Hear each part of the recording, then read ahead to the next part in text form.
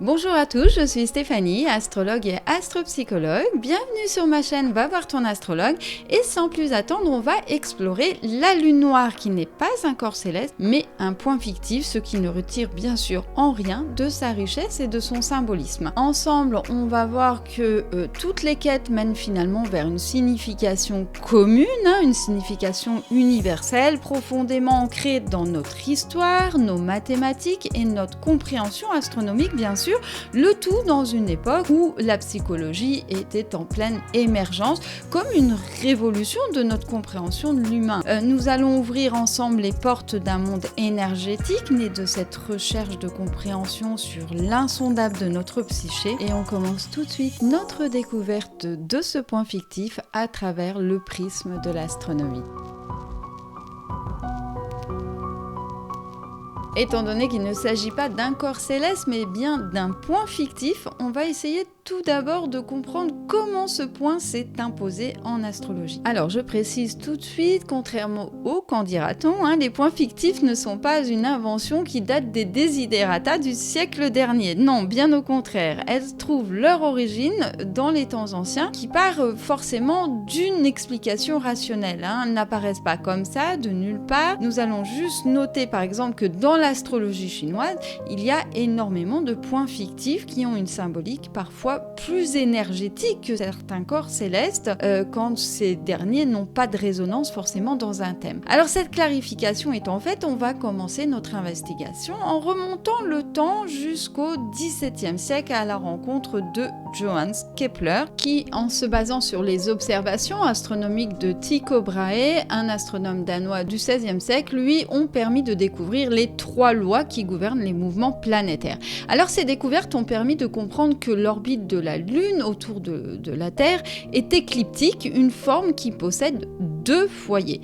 L'un est occupé par la Terre et l'autre est un point vide. Le point de la Lune noire en astrologie est calculé en relation avec cette orbite elliptique. Plus précisément, le calcul prend en compte la position du 2e foyer vide par rapport au point du périgée et de l'apogée. C'est ainsi que la distance entre la Terre et la Lune, au périgée et à l'apogée, joue un rôle important dans la définition de la forme exacte de l'ellipse orbitale. Alors pour ceux qui ne sont pas très familiers avec ces termes, donc je vais préciser que le périgée désigne le point le plus proche de la Terre sur l'orbite elliptique d'un satellite, tandis que l'apogée représente quant à lui le point le plus éloigné. Au XIXe siècle, certains spéculaient même sur l'existence d'un 2e satellite de la Terre, une idée qui s'inspirait probablement de l'interprétation des connaissances astrales des anciens Mésopotamiens.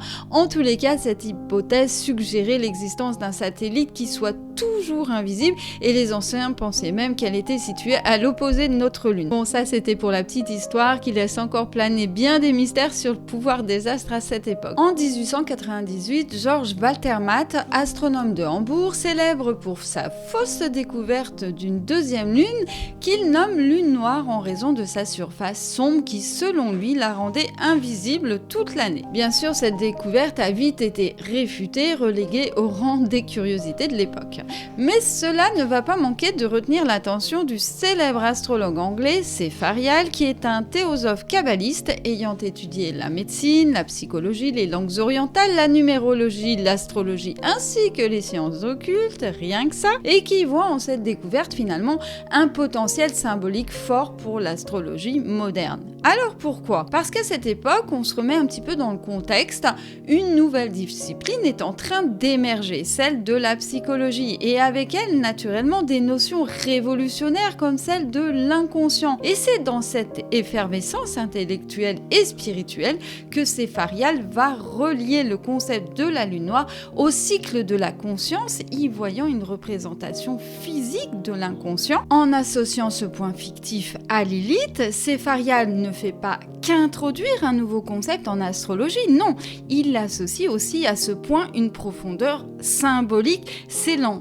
définitivement l'union entre Lilith et la lune noire. Et cette démarche de Sépharial marque un véritable tournant dans l'astrologie, non seulement dans la manière de concevoir les éléments astrologiques, mais aussi dans la compréhension de notre propre psyché. Le concept ainsi élaboré va maintenant s'infuser dans l'arbre astrologique et c'est en 1937 qu'il va vraiment s'ancrer définitivement avec l'astrologue français Pierre-Victor Maurice Rougier qui va y apporter une innovation assez importante en identifiant la lune noire comme le deuxième foyer de l'orbite elliptique de la Lune autour de la Terre. C'est en effet lui qui va établir le calcul de sa position en s'appuyant sur les lois de Kepler, formalisant ainsi la méthodologie de la détermination de ce deuxième foyer. Alors, ce processus implique l'utilisation des distances moyennes de la Lune à la Terre à ses points d'apogée, donc on l'a vu tout à l'heure, le point le plus éloigné et à son périgée, le point le plus proche, pour déterminer la localisation exacte du deuxième foyer de l'ellipse. Ce point défini mathématiquement est influencé par la position de la Lune à son apogée et son périgée et identifié comme étant le deuxième foyer de l'orbite lunaire. L'apogée étant une valeur variable, elle peut influencer l'excentricité de l'ellipse, affectant ainsi la position de la lune noire. Il y a donc trois principales méthodes de calcul de la lune noire, reflétant des interprétations différentes basées sur l'orbite lunaire. Donc on a la lune noire vraie, qui calcule la position réelle de la lune noire en tenant compte des variations réelles de l'orbite lunaire, y compris les changements dans l'apogée. On a la lune noire moyenne, qui ignore ces variations orbitales et utilise une position moyenne, simplifiant le calcul sans considérer les fluctuations de l'apogée. Et enfin, on a la lune noire corrigée qui prend en compte des corrections spécifiques pour ajuster la position de la lune noire en fonction des variations de l'orbite, particulièrement l'apogée réelle, pour une précision accrue. Alors là, je sens pointer du bout des lèvres la question de savoir quelle méthode de calcul on choisit pour interpréter la lune noire. Et bien ce choix se fait souvent en fonction des préférences personnelles de l'astrologue et de l'approche qu'il souhaite adopter pour interpréter le thème natal. En tous les cas, sachez que la lune noire n'est pas un point que l'on lit tout seul dans le thème astral, donc il doit être en cohérence avec la totalité du thème, car un thème n'est jamais incohérent. Une femme, un démon, l'expression de notre inconscient, mais c'est qui Lilith ? Alors je pense quand même que Lilith n'a plus de secret pour personne, en tous les cas sur les versions les plus populaires qui placent Ève comme étant la première femme d'Adam. Mais saviez-vous que son mythe s'est construit sur bien des siècles et que son image a évolué au fur et à mesure des époques ?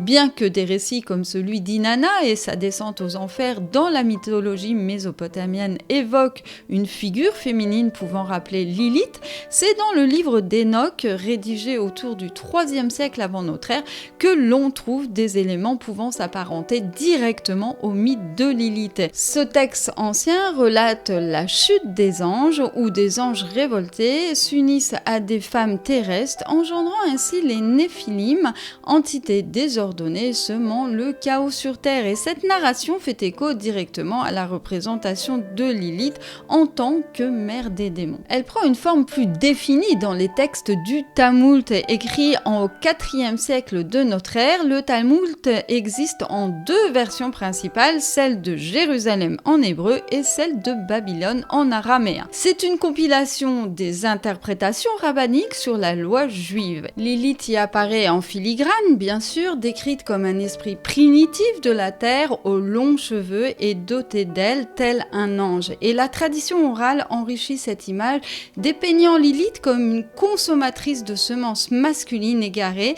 engendrant des démons aux vies éphémères. Le Talmud est plutôt dans une mise en garde contre la solitude nocturne des hommes, susceptible d'être visités par Lilith. Mais l'existence de la première femme d'Adam provient en réalité des textes de Bereshit Rabbah datant approximativement du 5e et du 6e siècle de notre ère, où l'on découvre qu'Adam avait une première compagne bien avant Ève. On nous explique que cette compagne, après avoir été vue par Adam pleine de viscères et de sang, fut rejetée par Dieu qui décida de la créer de nouveau.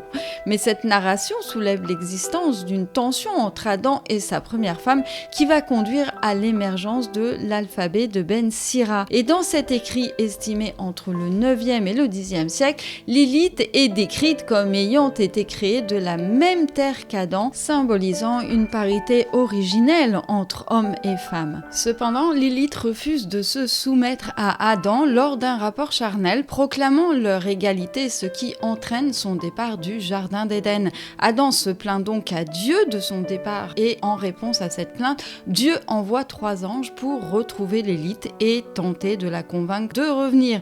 Lorsque les anges retrouvent Lilith, elle refuse catégoriquement de retourner auprès d'Adam, invoquant sa nouvelle mission consistant à causer des maladies chez les nourrissons. Un rôle pas vraiment défini, mais qu'on lui aurait confié comme une conséquence de sa rébellion. Les anges, dans une nouvelle tentative de négociation, la menacent alors de mort, mais Lilith prononce le nom ineffable de Dieu et s'envole, affirmant ainsi son autonomie face au pouvoir divin et angélique. Pour éviter une punition divine, elle conclut un pacte avec les anges en promettant de ne pas s'en prendre au nouveau-né portant des amulettes inscrites des noms des 3 anges, et cela, dans une certaine mesure, limite son pouvoir et son influence maléfique sur les enfants. En contrepartie, elle obtient l'immunité contre les représailles divines. Et ce qui nous amène maintenant à parler de la représentation archétypale de ce mythe. Et ben c'est tout de suite.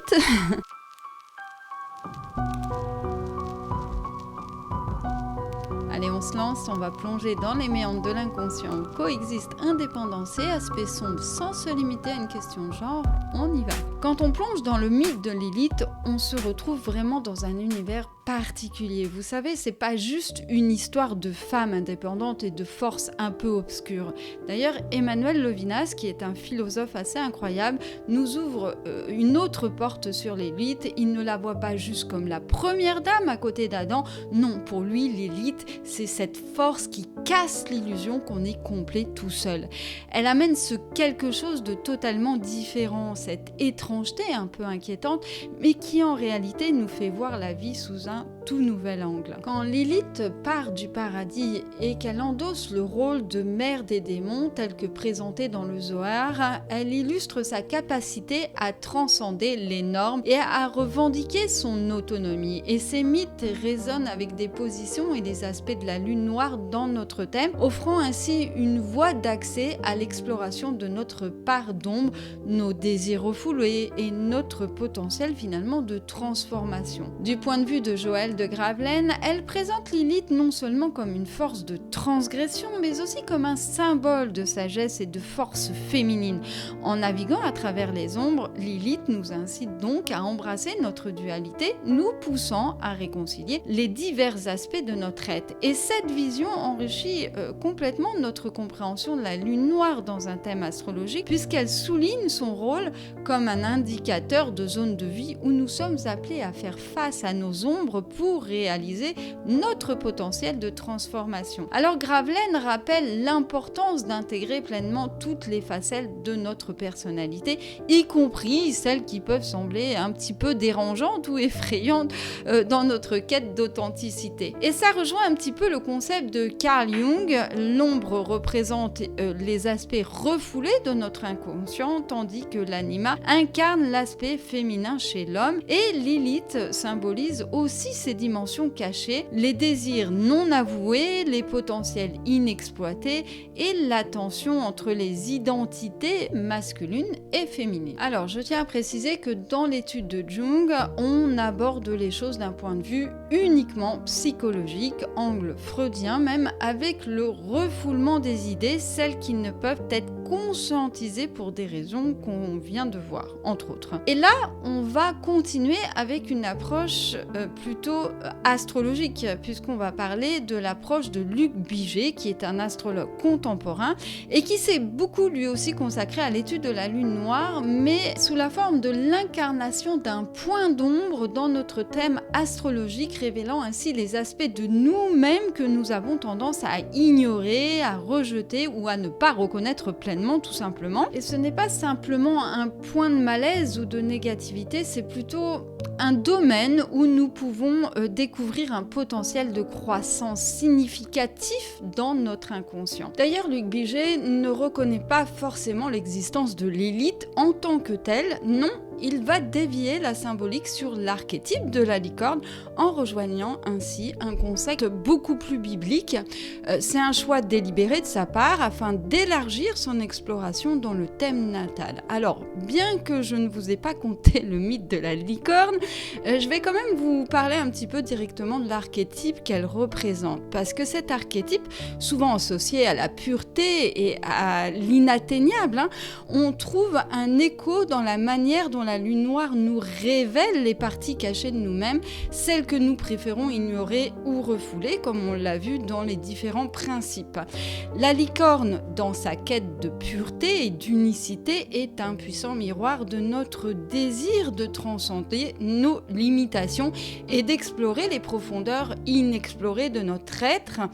Alors, tout comme la licorne parcourt les forêts mythiques, la lune noire nous guide à travers les forêts de notre inconscient. C'est un petit peu ça l'image qu'il faut en faire. Elle nous confronte ainsi à nos peurs, mais aussi à nos désirs cachés et nos potentiels inexploités. Et cette fusion d'images nous pousse à considérer la lune noire non pas seulement comme une simple anomalie astrologique, mais comme un portail vers une compréhension plus profonde de notre intégrité psychologique et spirituelle. Elle symbolise donc la part de l'absolu en nous, ce désir inassouvi et souvent inavoué d'atteindre une perfection ou un idéal qui nous semble constamment hors de portée. Elle représente un petit peu nos instincts primitifs et les passions qui nous animent au plus profond de nous. Et par cette perspective, il évoque également le principe de la grand-mère ou de l'archétype féminin primordial détenant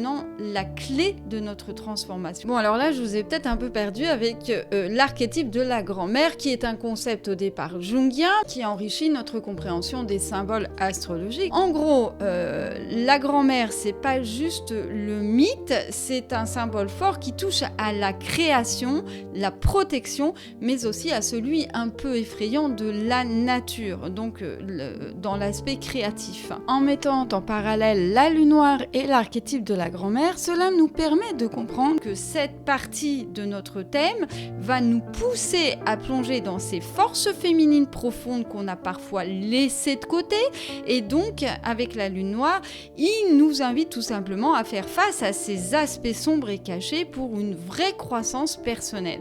Et voilà pourquoi il relie cet archétype de la grand-mère est une clé pour se transformer en reconnaissant toutes les facettes de soi, même les plus obscures. Alors, on va essayer un petit peu de récapituler. Donc, dans le travail de Biget, la lune noire est vue comme une invitation à plonger dans nos ombres pour en ressortir plus fort, plus conscient et plus intégré. Elle nous pousse à faire face à nos peurs, mais aussi à nos blocages, à nos illusions pour transcender nos propres limites et accéder à une plus grande liberté intérieure. La lune noire, c'est un petit peu un défi à embrasser pleinement dans sa complexité. Parce qu'elle oblige, elle a cet aspect verticalisant qui nous oblige à accepter toutes les facettes de notre être, y compris celles que nous considérons comme indésirables pour raisons culturelles, sociales ou éducatives d'ailleurs. Alors Biget encourage l'individu à voir la lune noire comme un guide vers une intégration psychologique plus profonde où l'on reconnaît et on honore sa part d'ombre tout en travaillant à illuminer, enfin à l'illuminer et à la transformer. Alors j'espère que vous n'êtes pas perdus avec tout ça et que tout a bien été assimilé sur le principe psychologique de l'archétype, puisque maintenant nous allons passer à sa symbolique astrologique. L'archétype de la grand-mère n'est bien sûr pas développé par Luc Biget, c'est un archétype primordial évoquant la licorne. Alors, avant de commencer, on va quand même rappeler un principe important sur la lune noire en astrologie qu'il faut toujours garder à l'esprit et bien l'intégrer dans les éléments clés qu'on va tirer de notre exploration archétypale. La lune noire n'est pas juste une figure ou un point arbitraire dans notre thème astrologique, elle est le second foyer de la lune, donc elle est profondément liée à notre inconscient. Ce n'est pas seulement un point additionnel dans le ciel, mais plutôt la manifestation de la part cachée de la lune, symbolisant ainsi l'inconscient lui-même. Alors ce que je veux vous dire, c'est qu'elle est un lien, un pont. Elle relie le principe féminin représenté par la lune à ce second foyer. Et c'est pour ça que je vous ai expliqué ce qu'était l'archétype de la grand-mère, parce que cette relation évoque une symbolique primitive et archaïque du féminin, un lien profond avec l'inconscient de l'individu. Et c'est ce lien entre le visible et l'invisible, le conscient et l'inconscient, le manifesté et le caché qui rend la lune noire si significative dans notre thème natal, car il faut bien garder en tête que comprendre cette dynamique est fondamental pour intégrer pleinement le principe astrologique de la lune noire dans l'analyse de notre propre intériorité. Donc nous avons exploré comment Lilith incarne finalement un réel principe d'indépendance et de rébellion contre les normes établies, ainsi que l'acceptation de notre propre part d'ombre, repris par Jung, Freud, Mélanie Klein, Gravelaine, je vais pas évoquer tous, et Luc Biget, ont mis en lumière cette dualité de notre psyché, illustrant le conflit interne entre nos désirs profonds et les aspects refoulés de notre personnalité. De plus, l'évocation de figures telles que la grand-mère et l'archétype de la licorne enrichissent notre compréhension de la transformation personnelle et de notre quête d'intégrité. Et tout cela converge vers une compréhension unifiée,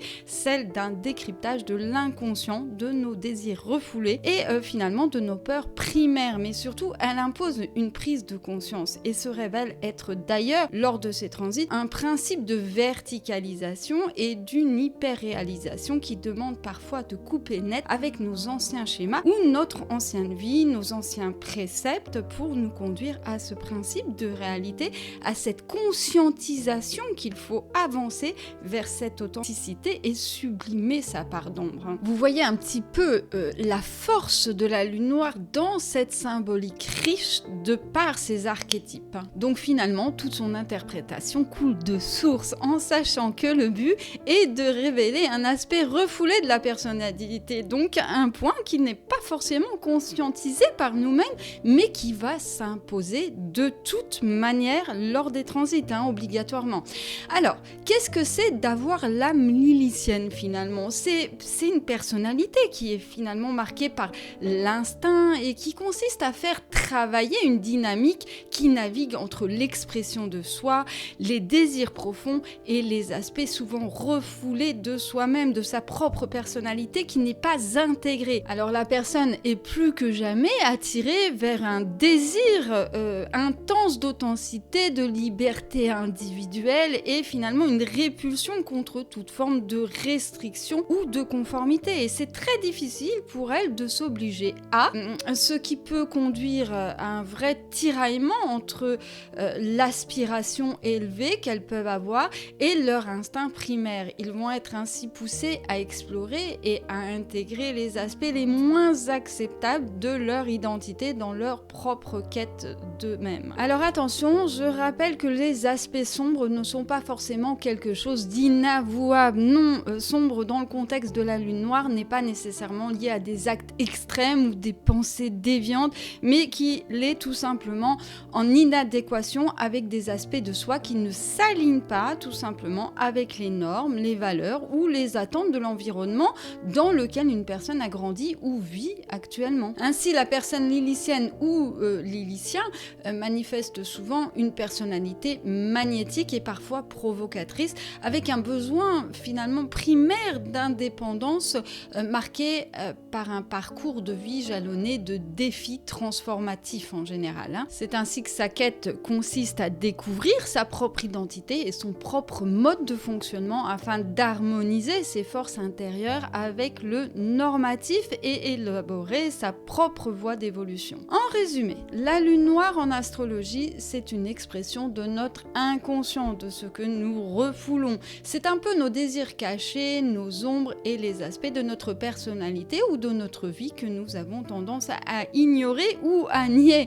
Un déni de conscience en quelque sorte. Elle incarne la liberté instinctive, la rébellion contre les normes établies et la force sauvage et indomptée de notre part féminine. Alors j'emploie bien le terme part féminine car elle est présente autant chez la femme que chez l'homme.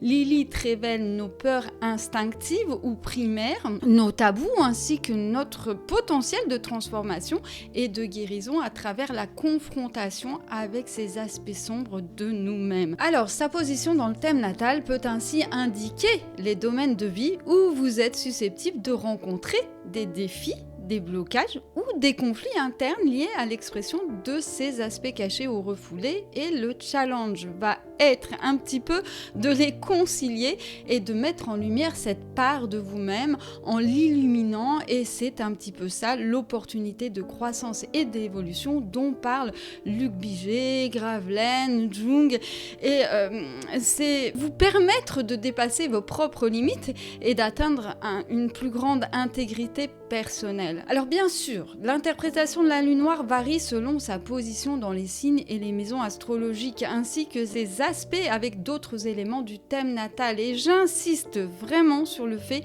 qu'elle n'a pas toujours quelque chose à dire si elle n'est pas en lien avec la compréhension globale du thème, avec ce que le thème dégage, et surtout en conservant ce lien avec l'expression de votre lune. C'est vraiment une quête personnelle, un processus qui demande du courage et de l'honnêteté envers soi-même, mais vous l'aurez compris, elle peut mener à une plus grande authenticité, je dirais même à une révélation de vous-même, à une libération des schémas qui freinent ou bloquent votre processus créatif et à une vie plus épanouie et alignée avec ses véritables désirs et aspirations. Et on se quitte sur cette magnifique symbolique de cette riche exploration de la lune noire qui était plus longue que les autres, donc j'espère que tous ceux qui sont passionnés arriveront à la visionner jusqu'au bout. Vous aurez pu remarquer que j'ai fait l'impasse sur la symbolique du graphe, donc je vous ferai probablement un short pour expliquer, car ça reste important de comprendre l'entièreté du concept astrologique de la lune noire. En attendant, je vous invite à me mettre un like si cela vous a plu, ou à me mettre un dislike pour exprimer votre opinion, mais en mettant bien un commentaire constructif pour que je m'améliore et de rester toujours dans la bienveillance. Je vous dis à très vite pour une prochaine exploration que j'énoncerai dans la partie communauté. En attendant, n'oubliez pas que la recherche de l'authenticité peut parfois être dérangeante pour les normes établies, mais qu'elle permet de faire évoluer les choses. À très vite sur Va voir ton astrologue.